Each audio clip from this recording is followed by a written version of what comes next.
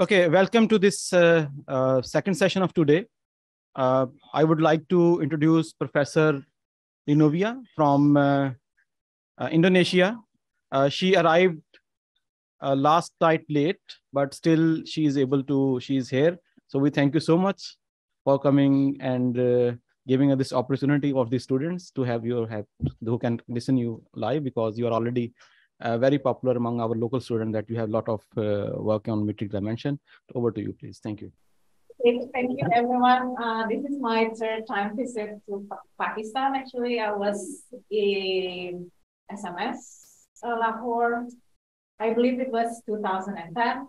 Yeah, and then I went to Islamabad for international workshop on discrete structure. Yeah, it was 2014, I believe. Yeah, so I was also there.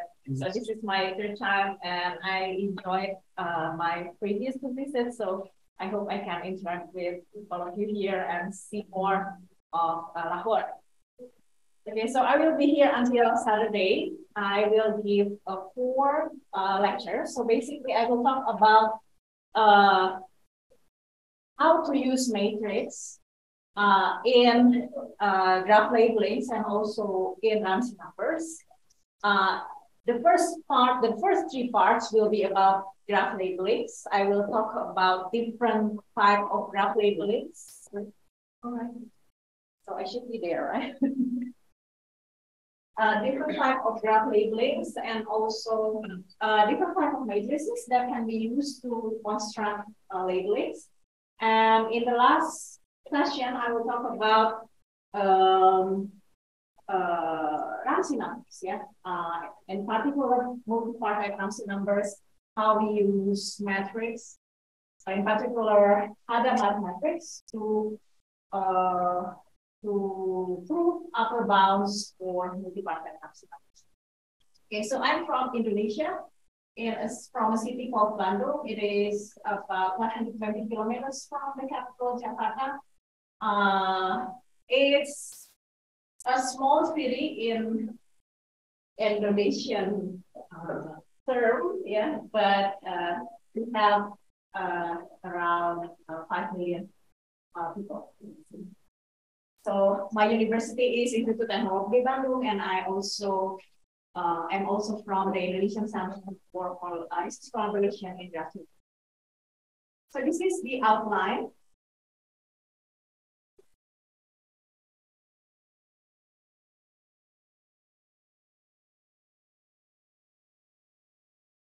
Okay,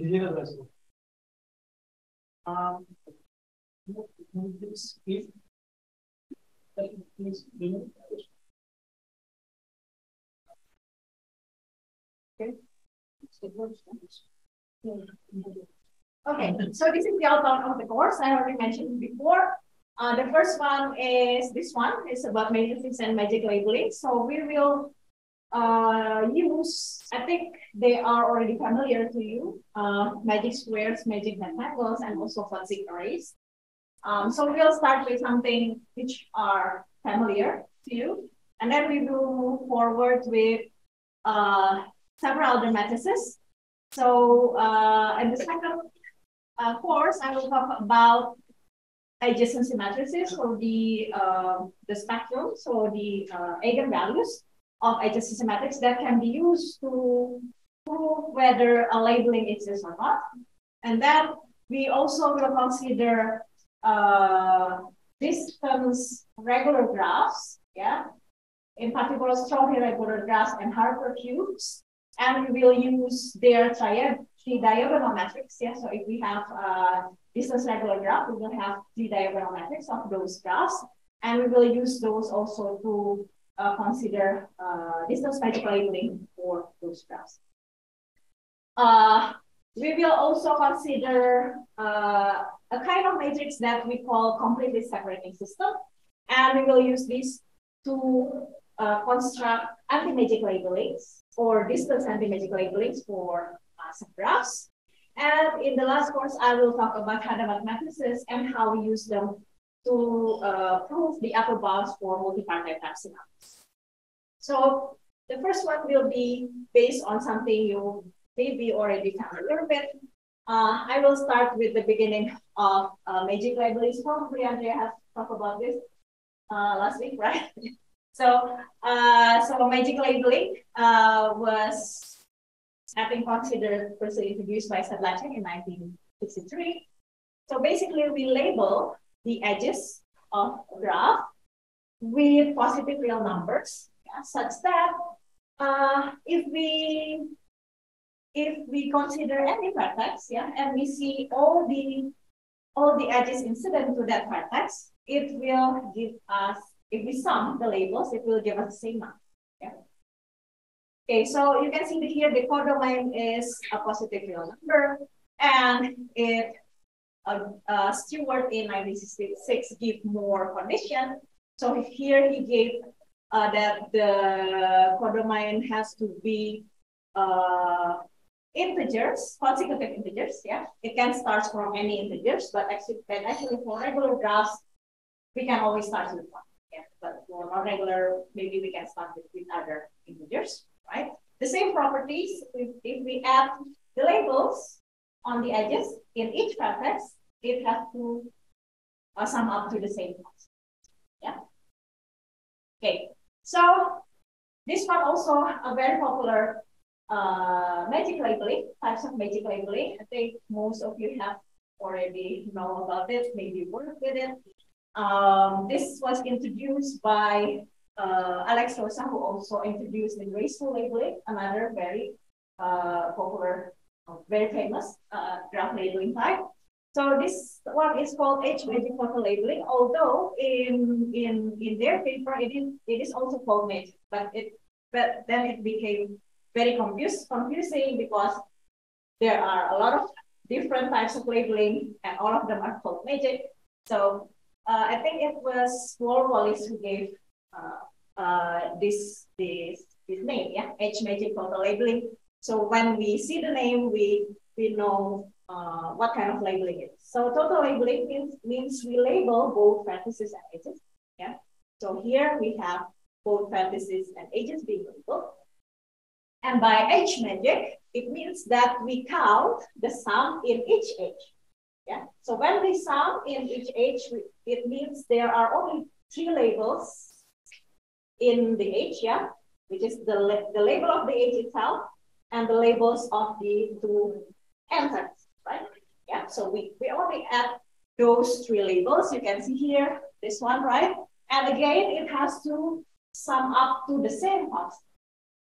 So this is what Anton Kotzig and Alex Rosa defined in the 70s. But I will not talk about this.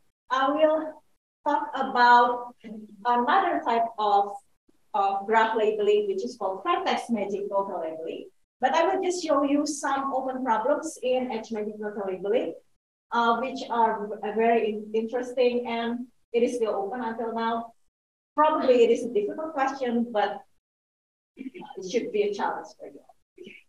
So here, you can think a little bit about it, and you can see that not all graphs are. So can you give me a small example which graphs are not H-magic? Sorry.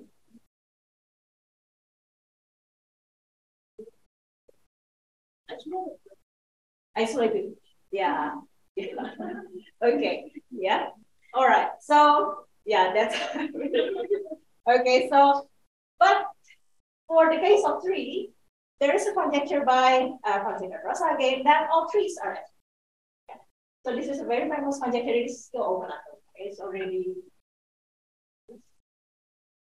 60, more than 60 years old. Yeah, and there is also another question by Paul Eros that was asked in Kalamazoo in 1996. He asked, what is the maximum number of edges for any H-magic graph of order n? So if we have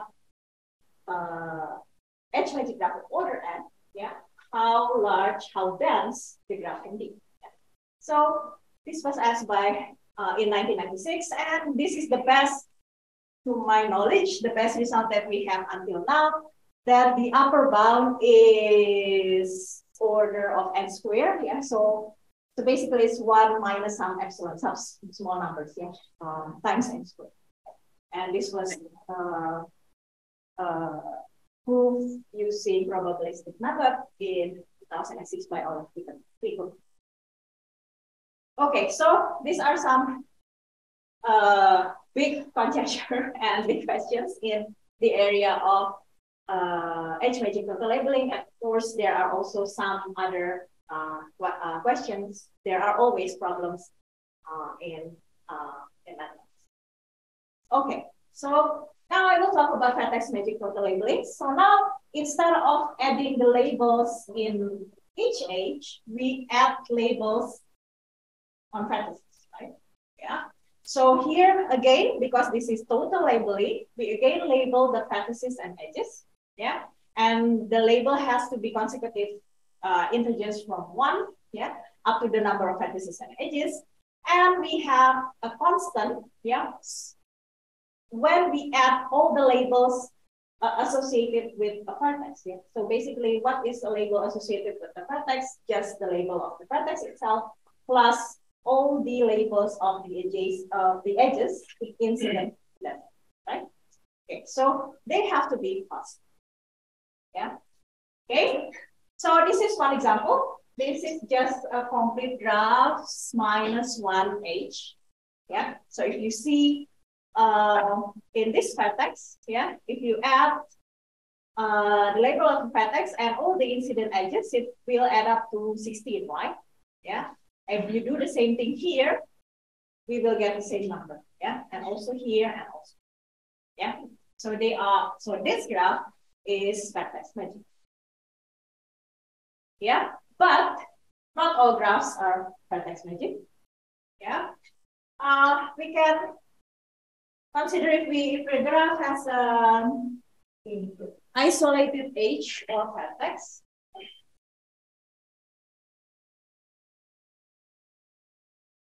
Or two isolated vertices, sorry, not just an isolated vertex.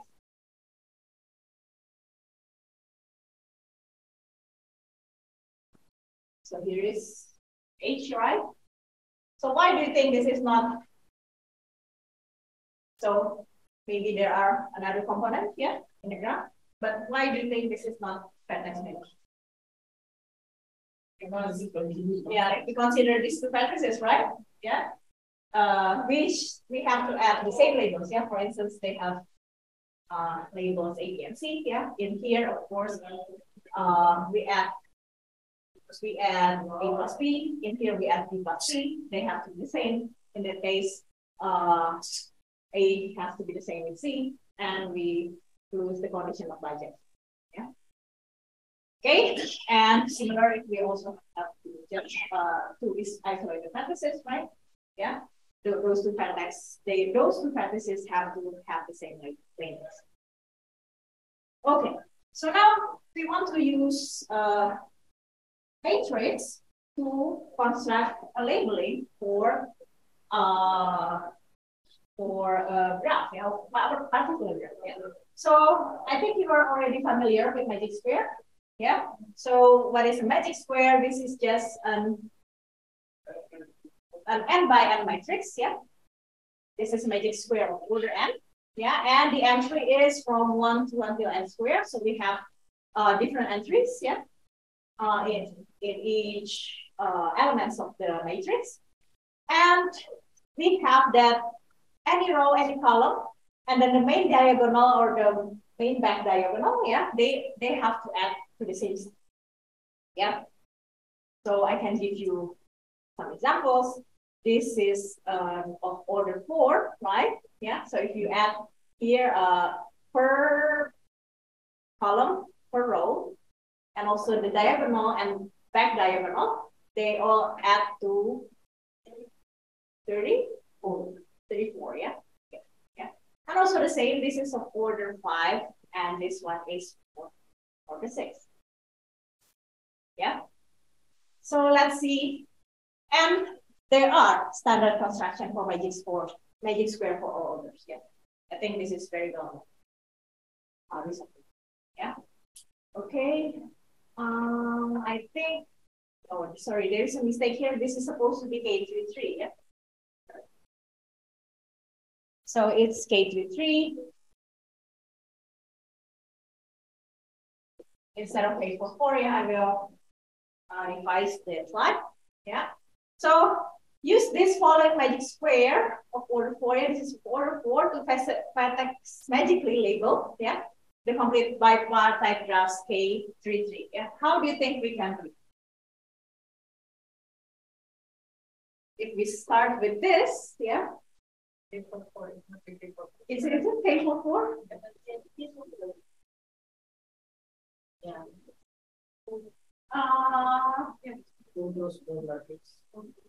But we can do K33, right? If we so say K33. K44 is okay. Yeah, K44 is okay, but I will give a method, yeah, a procedure later on with one less. Yeah. So we will do K33. Yeah, it's also possible for K4. Okay. So how do you think we can do this? If I have this is the bipartite COMSATS, right, of K33, yeah. Which one, yeah, which column, which row that we can use to label the vertices in the first bipartite set. Or maybe we have to modify a little bit.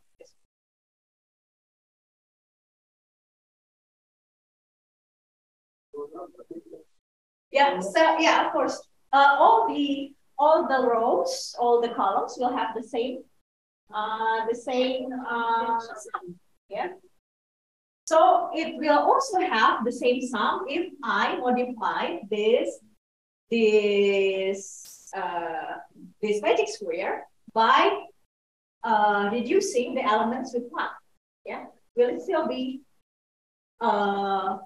it's not a magic square, yeah, because we will start with 0, right? But then all the columns and all the rows will have the same sum, right? So if I take one less, yeah, of the elements there, so here's 0, 14, 7, and 5, and then 11, 13, 6, right? And so on, yeah, you can fill in a square, right? So where do you think this number should go? This one in the first column. In the vertices of one of the sets, right? Yeah. Why is that? So if I put in 11, 13, and 6, yeah. And the others I put 14, 7, and 9. And of course I still have the edges, right? Yeah. And this is a total labeling, right? So we also have to label the edges. Which number should we label the edges? This one, for instance. With 5, yeah, with this one, yeah. So it's the element, yeah, you can say, yeah, this is between 11 and 14, yeah. So we can label the edge with 5, right? So is it true that the result will be Vertex-Magic? Yeah. Why is that?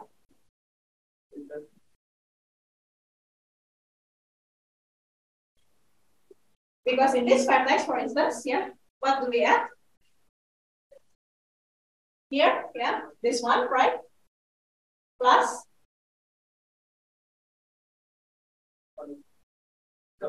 here, right? All the entries here, right? And of course, they will give us and also this one, yeah, because this one is the label. Yeah. So of course, this will give us the same sum if we do for each vertex, right? Yeah, because they are the rows of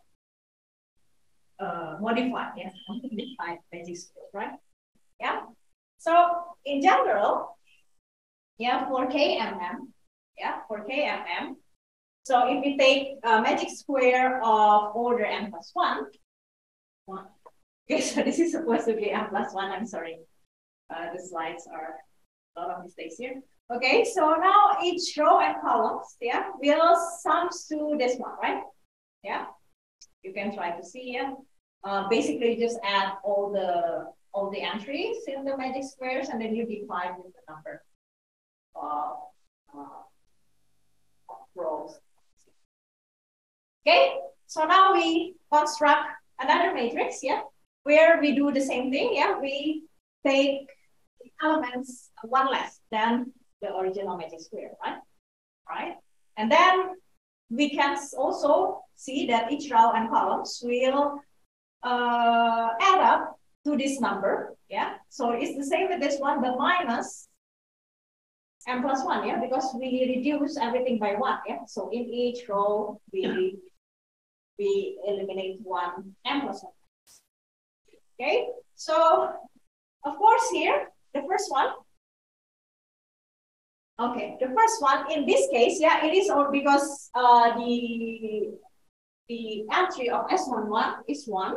Then when we reduce by 1, it becomes 0. And now it is easier. But it is not the case for general magic squares, right? For general magic squares, we can have 1 in any, right? So basically what we do is we permutate the rows and the columns, yeah? When we do that, permutate rows and columns, of course, we will not change the sum, right? Yeah. So in that case, we can have A11 as 0, yeah? And we proceed as we did here, right? Yeah. So we have another magic square, yeah? It is not really a magic square because it starts with 0, yeah? But then we can do a similar thing to what we have done before. We label the bipartite sets with the elements of the first, sorry, this is the first row, yeah, and the first column, yeah. So this is what was done by Teknologi, Mirka Miller, Slamin, and Wallis in 2002, when they proved that KMM has fantastic results. So they use reduced version of. Okay, so this one has to be M, yeah, so for the type. Okay, so that's for bipartite graphs with the same size, yeah. What about if we have different size? Yeah. Okay, so now assume we have M, which is less than N, yeah. And this is a very typical technique in graph labeling, where when we want to show that a particular labeling does not exist. Yeah? So basically we do counting. Yeah. So here, what we do is we sum the weights on one bipartite set. Yeah. In here, yeah, we sum all the weights there. Yeah. So of course here, the first vertex has weight H, yeah, everything has weight H, sorry. So of course here we have the sum of all the weights will be M times H, yeah, okay. And if we consider the smallest, yeah, the smallest labels in here, yeah, what does it mean? It means that we eliminate the largest labels, yeah. So we don't put the largest labels here, we put the smallest label here, yeah. And here the sum, yeah, of the weights will be greater than this, right? Yeah. Okay. So yeah, we can do some calculation, and then we can get the lower bound for H, right? And if we do similar thing with the other partition set, right? And we get an upper bound. Yeah, but now we consider, we label with largest labels, yeah? Because here, KMN, we have M plus N matrices, and then M ages, right? Yeah, so this is the largest label that we can have, yeah? And then we eliminate the smallest one, yeah? And here we get an upper bound for MH, yeah, and we can have the lower and upper bound here, and we can do some, just basic counting, and we can see that M will be larger than N minus 2 plus 2 over.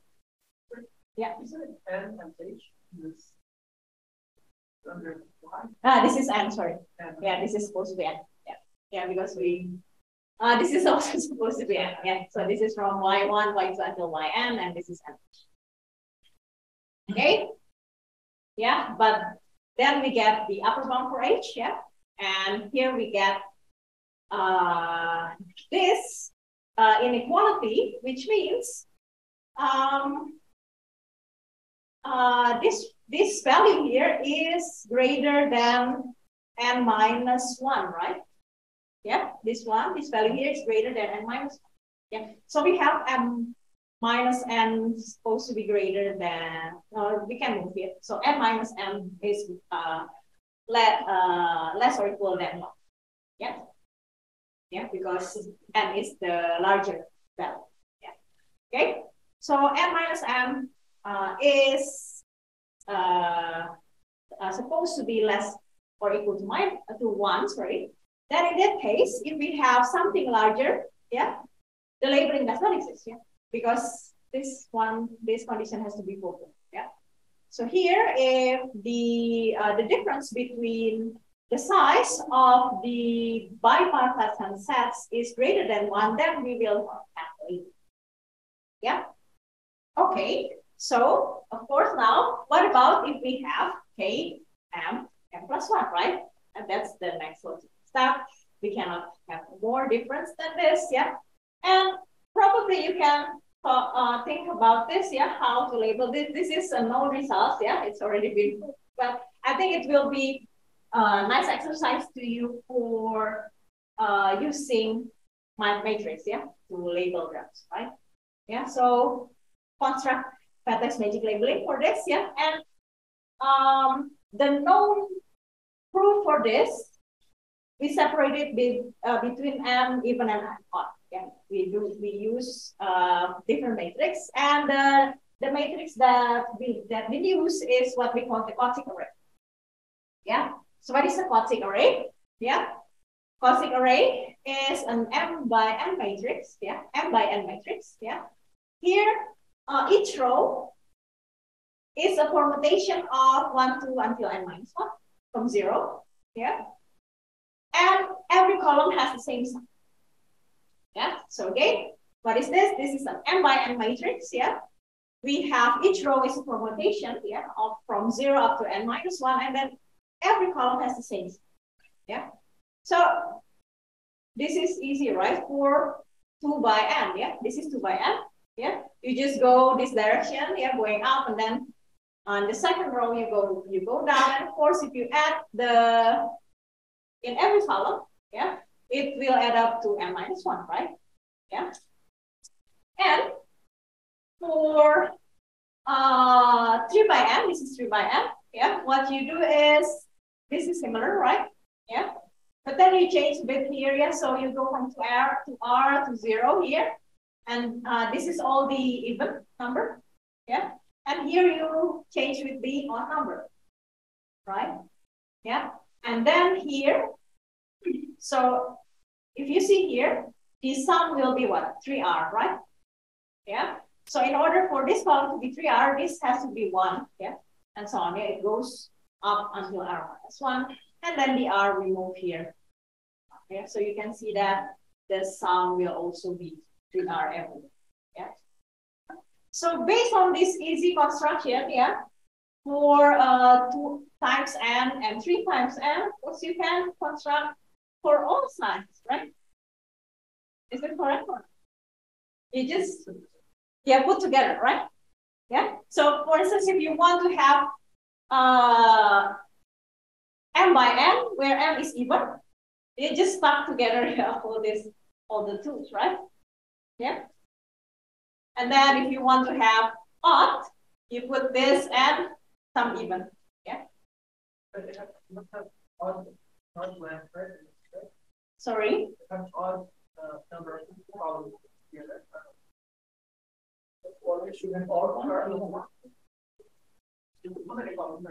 Here number of columns is, here is should be on, yeah. Yeah, because here we have, let me see.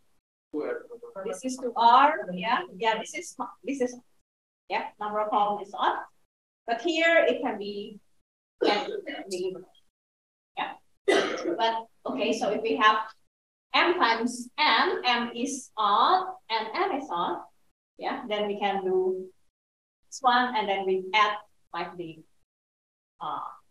yeah, this part here, yeah, okay, right? But if we have one of them is even, then we just use, yeah, okay, so we get everything. Okay, is that right? Yeah, I don't know. Okay, so yeah, this is a very well-known result, yeah, from, it was first mentioned by Anton Pasik, but probably it is already there somewhere in China, probably like hundreds of years ago, I don't know. So here, and by using this, yeah, this is 2003 result by Gray, McDougall, Simpson, and Wallace. They can prove that if M minus N is the difference between M and minus 1 is less than 1, then KMN has a Vertex-Magic. Right?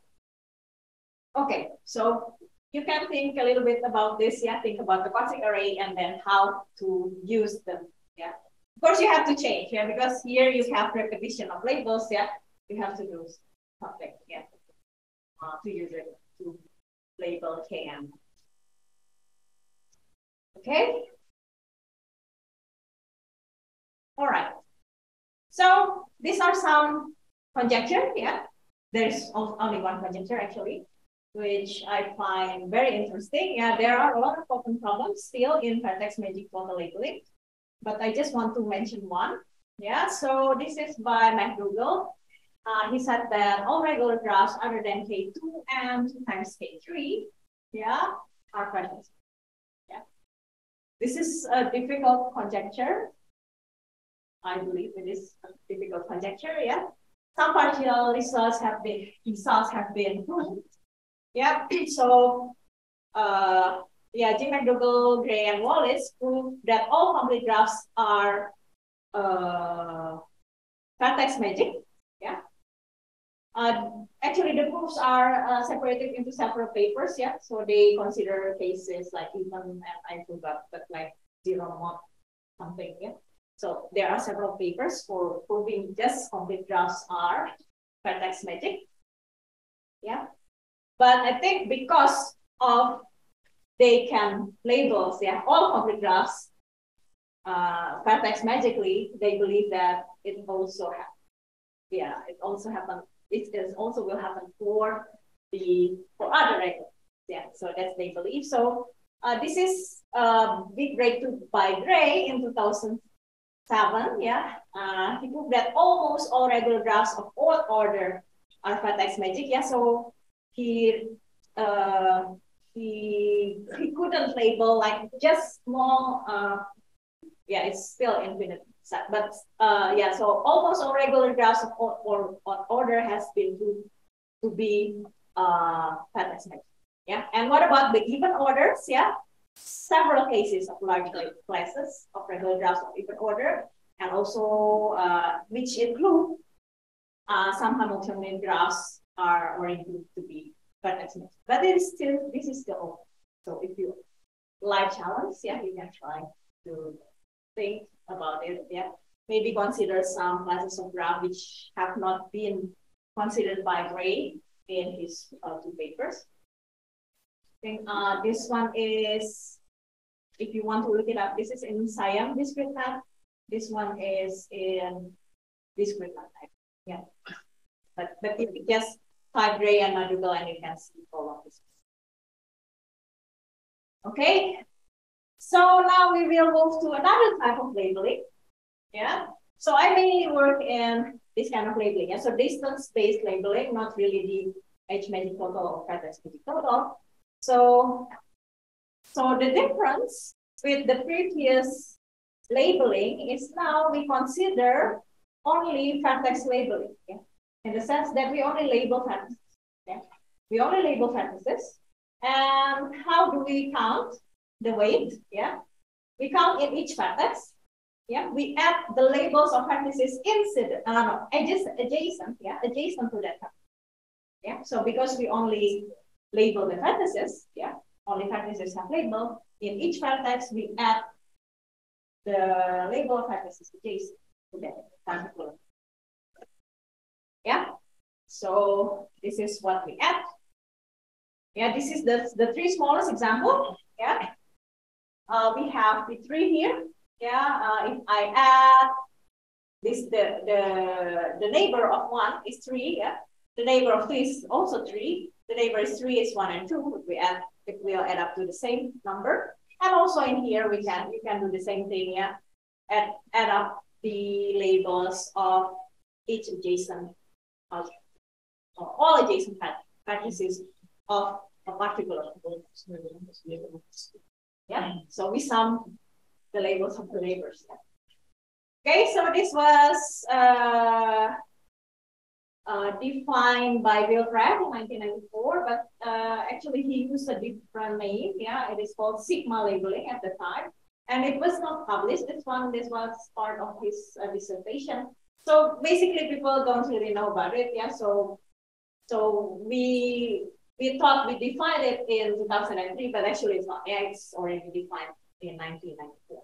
Yeah, but now if we go back to the complete multipartite graphs, not to the magic square of order 4. Yeah, what kind of complete multipartite graphs you think that we can label? Yeah, distance magic labeling by using this. By using this.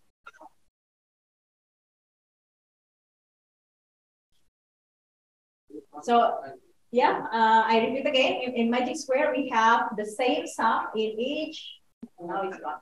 In each column and each row, right? So if you want to label complete multipartite graphs, yeah, what kind of complete multipartite graphs we can label one? Okay, yeah, that's true. Yeah, K4444. Yeah, so we have 4 partitions. That's each of them has 4 vertices, right? Yeah. So I can use either the column or the rows, right? For instance, I use the column here. In here, 1, 12, 14, 7. Yeah. And I use the other column, yeah, the element of the other columns here and here. Yeah. And you can see in so the vertices in the same partner set will sum up to the same number, right? Because they are columns of magic, right? Yeah. And for instance, if you consider this vertex, yeah, which one will you add? The label of the neighbors. Yeah? Which one are they? 3 times. Yeah, 3 times. Yeah, the sum. Yeah. So we can have a distance magic labeling now. Yeah, by using this magic square. Right? Yeah.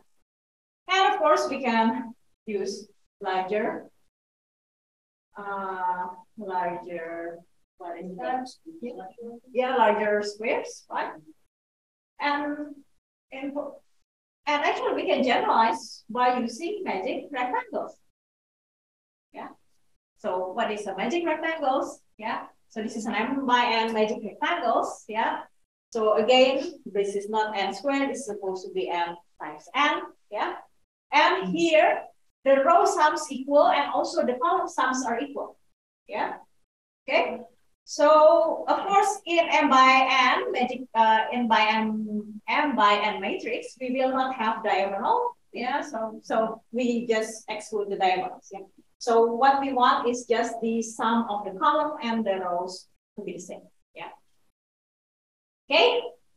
So by using this, yeah, we can now label what kind of graphs. Yeah. So multipartite graphs. Yeah, with multipartite graphs with m-partite sets, yeah, each have size n. Yeah, we can use this magic rectangle, right? Yeah, the same way we do the m times m by using magic squares. Okay. All right. And yeah. So the construction, yeah, we can use like a known magic squares, and by using the known magic rectangles, yeah, we can have these conditions, yeah. So this can only be done when n is even or n and m are odd. Yeah. So there is some counting argument, yeah, to give us this condition. Yeah. So these are some examples. Yeah. So this is the number of 1, 2, 3, 4, 5. Yeah, each partite set contains of 6 vertices, right? There are 5 sets, right? Yeah, so this is the notation that we use. And you just use the element in of one column in a magic rectangle. Yeah. And we can do this is for all odd. This is if one of them is even. Yeah. Okay. All right. So this is for complete multipartite graphs with the same size. Yeah.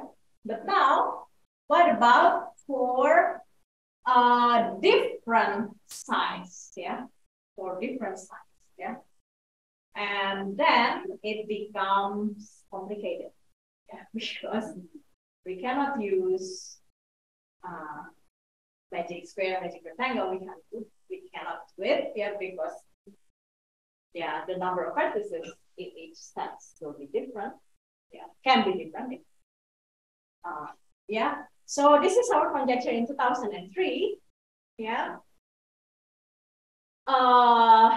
Where we conjecture that the distance magic labeling exists, yeah, given, and this is the characterization, yeah. So these are the conditions, yeah. So first one, the second set has to have must have at least 2 vertices, yeah. It cannot have one, yeah. Maybe you can deduce the reason why you can do it. And this one is basically just to count the magic constant, yeah. This is basically to count the magic constant. And this is a condition where we want to have one set to add up to the same sum, yeah. So this is the condition, yeah. I will show you later on, yeah. But yeah, what I want to show you that this is not yet solved. Yeah, this is still open, the conjecture. Yeah, it is true for bipartite and tripartite. Yeah, and the latest evidence for the truth of the conjecture is for complete multipartite graphs with 4 sets. Yeah, this was proved in 2016, and then for the rest of the values of P is the O. Yeah. So I think I will give you an example. Yeah, that probably will give you an idea why is it so difficult to write. Yeah, to write the proof. Yeah, the idea probably not very difficult, but then writing is a different.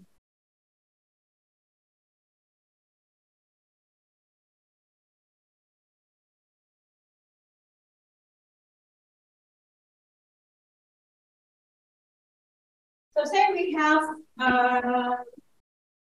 maybe I have 18 vertices, yeah. Yeah. So if we start with 7 and 11, so 7 and yeah, because this is going up, the number of vertices 1, 2, 3, 4, 5, 7, and 11 here. 3, 4, 5, 6, 7. Yeah. All right. 4, 1, 2. I need more. Okay. All right. So here, of course, yeah, if you want this graph to be labeled distance magically, yeah, all the partite sets, yeah, in this case, the two partite sets has to have the same sum, right? Yeah. Why? Because of course, like here, yeah, the neighbors of this vertex is only this one, right? All the vertices in here, and the neighbor from this vertex here is all the vertices in here, yeah. So both of them has to have the same, yeah, all the vertices, yeah. So basically, if we add all the labels, yeah, from 1 to up to here, 18 in this case, yeah, they should be divisible by 2, right? Which is the magic constant, right? Okay? Yeah. So what is this? This is just 18 times 19 over 4, right? Yeah. So you can see how we get the second condition, right? Yeah. So basically this one, n plus n plus 1 over 2, yeah, is just the sum of all the labels in the graph, yeah. And of course, they have to be divisible by the number of, yeah, to get the magic constant. Yeah. Okay. All right. So here, what is the? So is this divisible by 4? Wait. No. No. Yeah. So we take wrong division for 18 vertices here. So what should it be? Instead of what is that I used before, 7 and 11, yeah. So what should we use? 8 and 10. That's one obvious example, right? So 8 and 10, we will fulfill the second condition, right? Is it correct?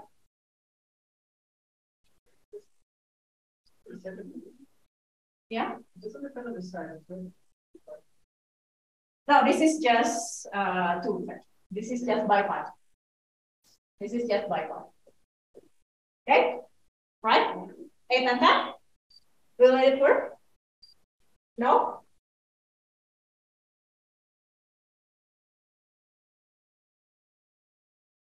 Or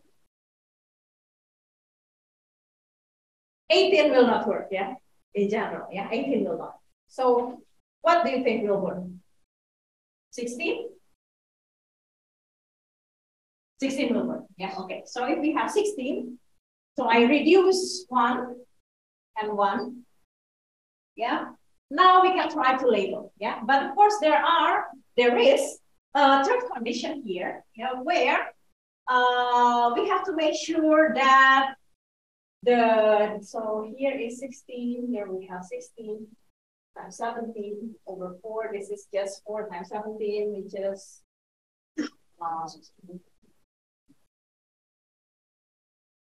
16, yeah. Okay. All right. So we have to make sure that if we label the vertices in here, it can be summed up to 68, right? So if we start with the largest label, yeah, the largest label is 16, yeah, 15, 14, yeah, is this already past 68 or not? No. 13, no. 12, yeah. What is this? 70. Okay. So in this case, we skip this label. Yeah. Right. So you can see that the third condition will ensure us that even though the number of vertices in the first set is small, we can still achieve the sum, the magic sum that we want, right? Yeah. Otherwise, if you try to reduce this number of vertices, for instance, only 3 here, and then we have 13 here, of course we cannot achieve 68, right? So that's why we have the condition. So that's just to ensure that we will have it in each. Yeah. Okay. Right. So of course you can continue. Yeah. You can reduce. Yeah. You can use smaller labels, and if you get 68 here, of course you will get 68 on the other side. So that's how we do it. Yeah. The idea is not difficult, I think. Yeah. So basically, given this, we can always do this. Yeah. But then to write it, we can write it for up to tripartite graphs. Yeah. So basically, what we have to ensure in the proof that we can always find the adequate labels, yeah, to get into the desired sum. Yeah. So basically, we have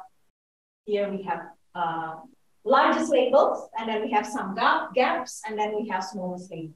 Yeah, and we have to show that it is always possible to achieve the sum, yeah, by those constructions. But it is not easy to generalize. Yeah, it has been only up to 4. Yeah. Still, frequently move the words whole and magic constant. These some first 16 words and 30 scales and criteria. Can you repeat the question? What is the criteria to find this magic constant? The criteria to find the magic constant is basically just adding all the labels, and then we divide with the we sum all the labels, yeah, in the graphs, and then we divide with the number of finite. Yeah, so that's the sum for one set, yeah.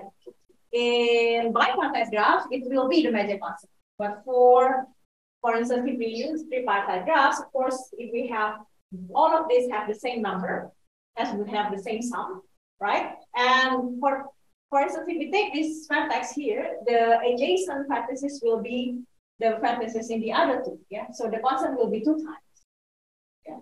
But still, each of the set has to have the same. We divide the sum of all the labels by 3, and then the magic constant will be 2. Then, yeah.